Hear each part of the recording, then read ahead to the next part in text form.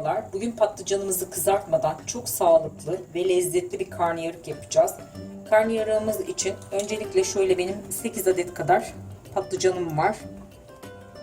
Patlıcanlarımı güzelce yıkadım ve şöyle güzelce kabuklarını soydum. Şöyle bir çizik attım patlıcanıma. Şimdi bir tane de size göstermek için ayırdım. Nasıl yapıldığını göstereceğim size. Şimdi şöyle öncelikle patlıcanlarımızın yapraklarını koparıyoruz.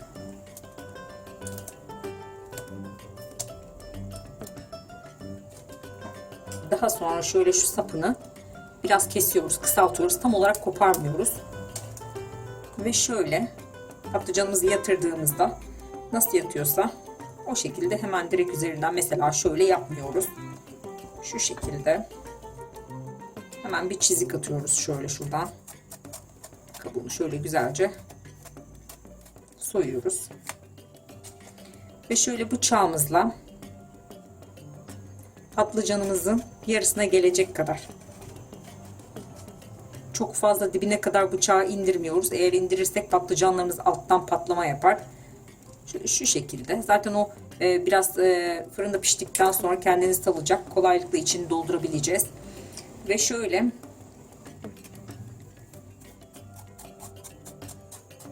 aralıklı olarak soyuyoruz kabuğunu. Arasını soymayacağım. Bu şekilde patlıcanlarımız şimdi hazır. Hemen fırına vereceğim. Evet, patlıcanlarım bu şekilde. Yağlı kağıt serdiğim tepsime güzelce dizdim. Şimdi hemen fırınıma vereceğim ve fırınımda güzelce közleyeceğim. Evet, patlıcanlarımız fırında güzelce pişerken biz de karnıyarığımızın iç harcını yapacağız. Öncelikle şöyle iç harcımız için 250 gram kadar kıymam var. Benim domateslerim biraz küçüktü. Ben 2 adet kullandım. 2 adet domatesimiz var. Şöyle minik minik küp küp doğranmış domateslerimiz. Böyle büyük bir adet soğanım var. Soğanımı da yine küçük küp küp doğradım. 1 tatlı kaşığı salçam var. 1,5 çay kaşığı kadar da tuzum var. Yarım çay kaşığı pul biberim var. Yarım çay kaşığı karabiberim var. Siz dilerseniz baharat miktarını biraz fazlalaştırabilirsiniz. Benim çocuklarım çok acı yemediği için ben biraz az tuttum baharat miktarını. Şimdi tavamı ocağıma aldım. Ocağımın altını güzelce açtım. Şimdi şöyle sıvı yağım var. Sıvı yağımı göz kararı kullanacağım. Damak tadınıza göre ayarlayabilirsiniz sıvı yağ miktarını. Ben şöyle göstereyim hemen. Bu kadar benim için yeterli. Bir 2-3 yemek kaşığı kadar. Ben yemek yaparken çok fazla yağ kullanmıyorum. Şimdi hemen tavamın içerisine soğanımı ilave ediyorum.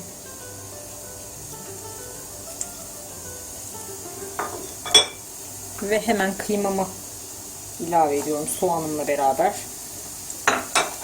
Şimdi şöyle soğanımla kıymamı güzelce kavuracağım kısık ateşte.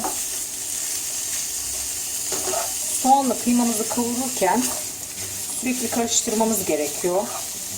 Yoksa sürekli karıştırmazsak kıymamız topak olur. Şöyle karıştıra hafifçe bastırarak. Şimdi ben ocağımın altını biraz kısacağım. Ve kısık ateşte yavaş yavaş sürekli karıştıra kıymamı ve soğanımı güzelce kavuracağım.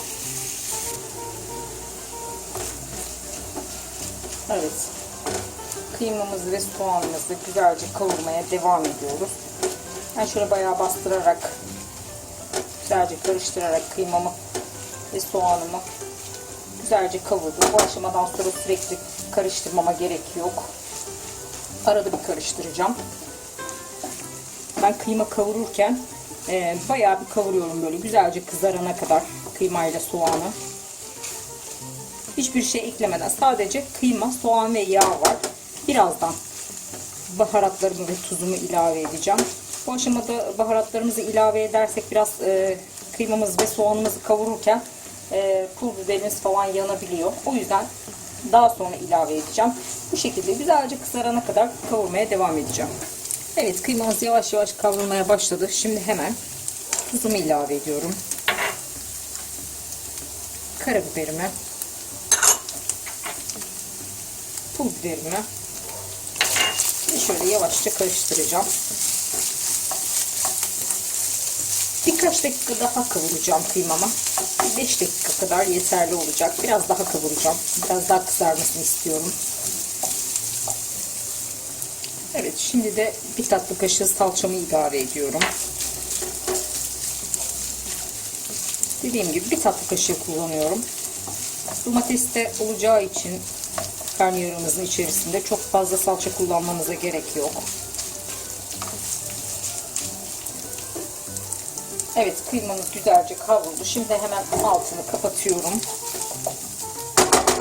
Ve altını kapattıktan sonra hemen şöyle domateslerimi ilave edeceğim. Domatesle asla kavurmuyoruz. Altını kapattıktan sonra domatesimizi ilave ediyoruz. Domatesimiz çiğ olacak. Bu şekilde direkt karnıyarıklarımızın içlerini dolduracağız. Bu domatesler karnıyarığımız fırında pişerken içerisinde pişecek. Çok güzel bir lezzet katacak karnıyarığımıza. Eminim bu şekilde hiç denememişsinizdir ama mutlaka tavsiye ediyorum. Evet, bu şekilde bekleyecek şimdi. Patlıcanlarıma bakacağım. Piştiyse güzelce dolduracağız içlerini. Evet, patlıcanlarımız güzelce pişti. Ben hatta birkaç tanesini güzelce ağzını açtım. Şimdi hemen size de göstereceğim nasıl açtığımı. Şimdi şöyle bir tane yemek kaşığı kullanacağım. Şöyle içerisini açıyoruz. Gördüğünüz gibi zaten kendiliğinden açılıyor. Hemen şöyle öncelikle şu alt kısmını şöyle kaşıkla 2, 3 şöyle böyle bastırarak açıyoruz. Gördüğünüz gibi. Şimdi de bu üstte kalan kısmını yapıyoruz. Şöyle ters çevirip alta alıp. Evet. Bu şekilde. Şöyle alayım. Bir tane daha hemen göstereyim.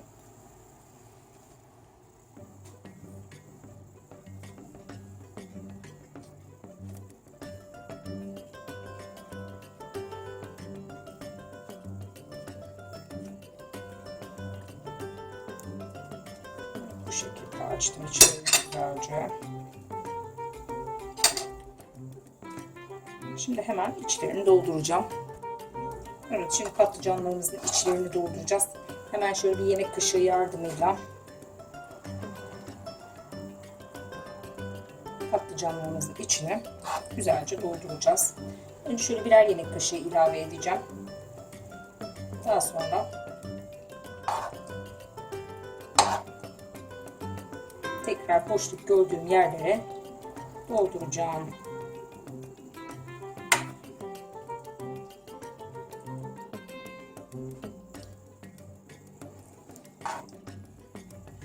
Bu tamamdır. Şimdi diğerlerini de bu şekilde dolduracağım.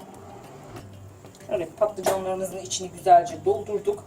Şimdi patlıcanlarımızın üzerinde domates ve biberle güzelce süsleyeceğiz.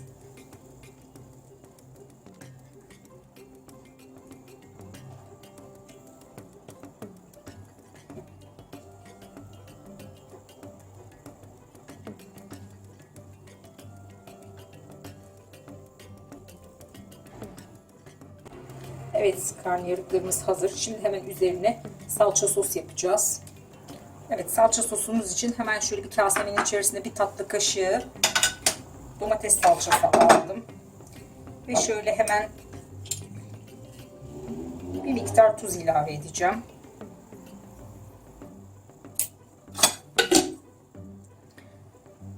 Şöyle 1-2 yemek kaşığı kadar da sıvı yağ ilave ettim. Ve şöyle minik bir çırpıcıyla hemen ben şöyle bir karıştıracağım. Şöyle sıcak suyum var. Hafif hafif bir sıcak suyu ekleyeceğim. Evet, bir miktar daha ekleyeceğim. Evet, bu kadar yeterli olacak sanırım.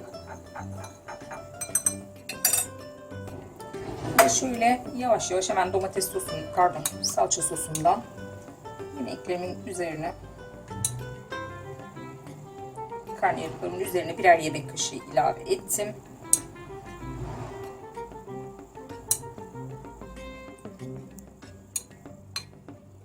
Daha daha güzel kızarmasını sağlayacak.